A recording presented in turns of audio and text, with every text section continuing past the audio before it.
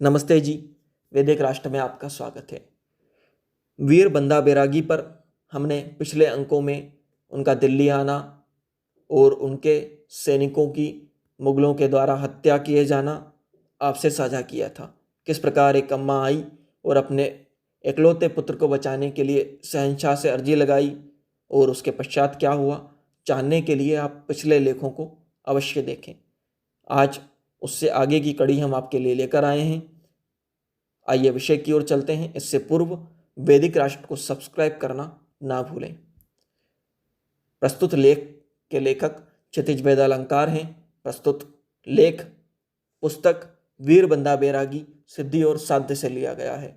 आइए क्षितिज वेदालंकार की कलम से आपको आगे वीर बंदा बैरागी के बारे में अगली कड़ी साझा करते हैं आपसे कि जब लेखक ने उस माँ के इकलौते पुत्र का उत्तर सुना और उस पूरे घटनाक्रम को जिस दिन पढ़ा, उसके पश्चात से अनेक दिनों तक उनकी नींद उड़ गई और उनके दिमाग में बस उस सैनिक का, उसके वार्तालाप का अपनी माँ के साथ विचार चलता रहा और उन्होंने सोचा कि कैसे रहे होंगे वो अद्भुत योद्धा जिन्होंने ऐसे तेजस्वी सैनिकों का निर्माण किया।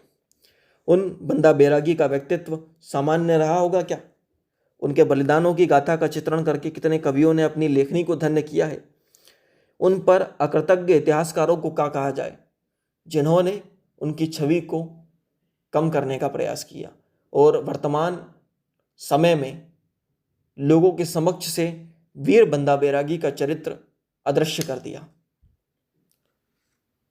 उन इतिहासकारों के बारे में लेखक सोचकर चिंतित हो उठते हैं। लेखक कहते हैं कि प्रवृत्ति और निवृत्ति अर्थात हिंसा और अहिंसा का विचार किस प्रकार हो। आइए आगे जानते हैं कि कईयों को यह बात विचित्र लग सकती है कि संसार में विरक्त होकर एकांत में तपस्यालीन माधवदास बैरागी, बाद में जो बंदा बैरागी बने, इतने खूंखार योद्धा कैसे बन गए।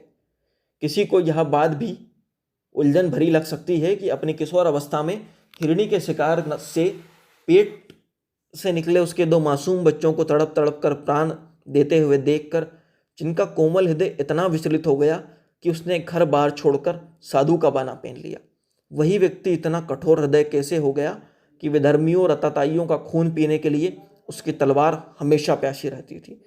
साधु के रूप में कीड़े मकोड़ों तक की हिंसा से परहेज करने वाला किस प्रकार इतना नृशंस बन गया कि संस्कृति और धर्म के विध्वंसकों का विनाश करने के लिए उसने कभी दया नहीं दिखाई। आपको भी सोचकर आश्चर्य होता होगा, है ना? क्यों?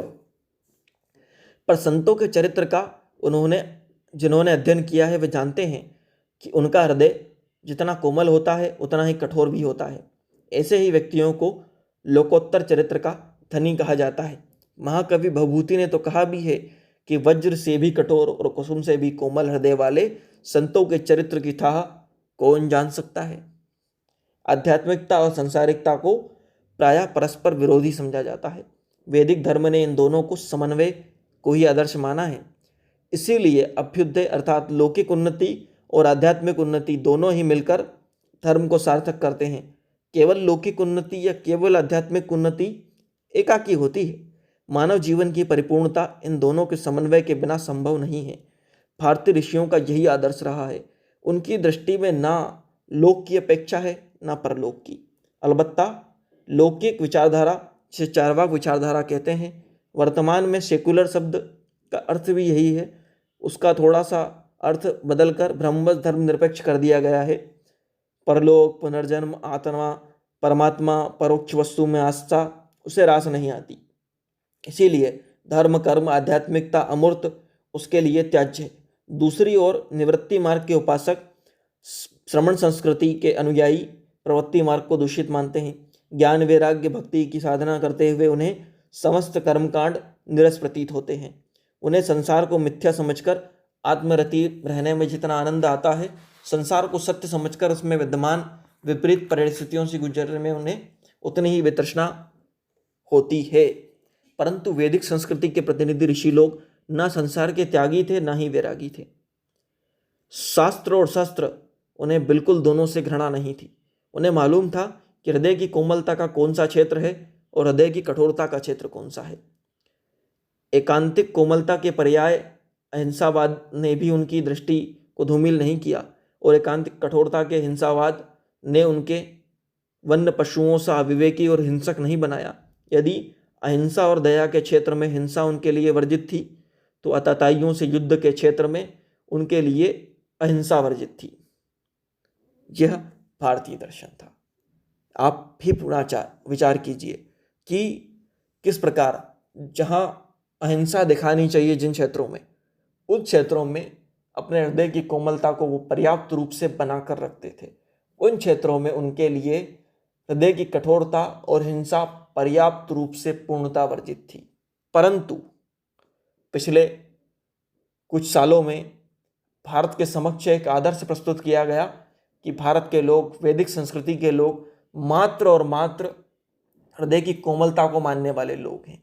परंतु यहाँ ये बात ध्यान देने योग्य है कि हृदय की कोमलता दिखाने वाले क्षेत्रों में जितने कोमल वो हो सकते हैं, आतताइयों पर, धर्म का विरोध करने वालों पर उतने ही कठोर भी होते थे।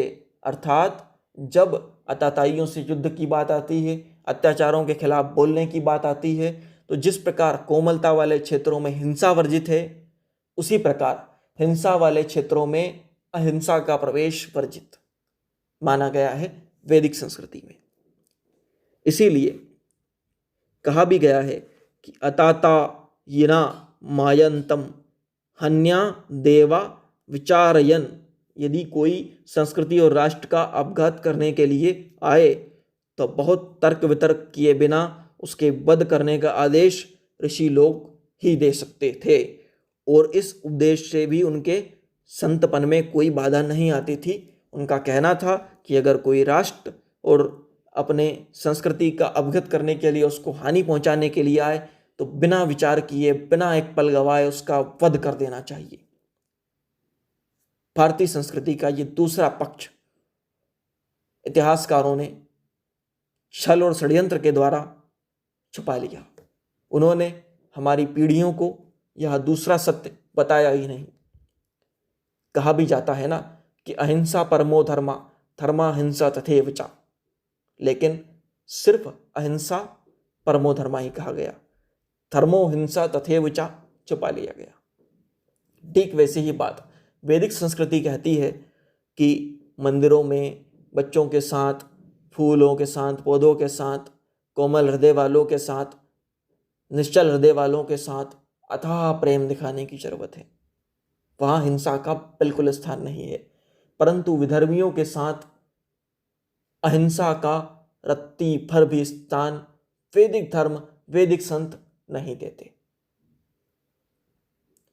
ऋषियों के इस आचरण में परस्पर विरोधी भाव ढूंढना, उनके साथ अन्याय करना होगा। हम यह नहीं कहते कि वैदिक ऋषियों के साथ ऐसा अन्याय नहीं किया गया। स्वदेशियों ने, परदेशियों ने यह अन्याय खूब किया, कभी जानबूझकर तो कभी अज्ञानतावश।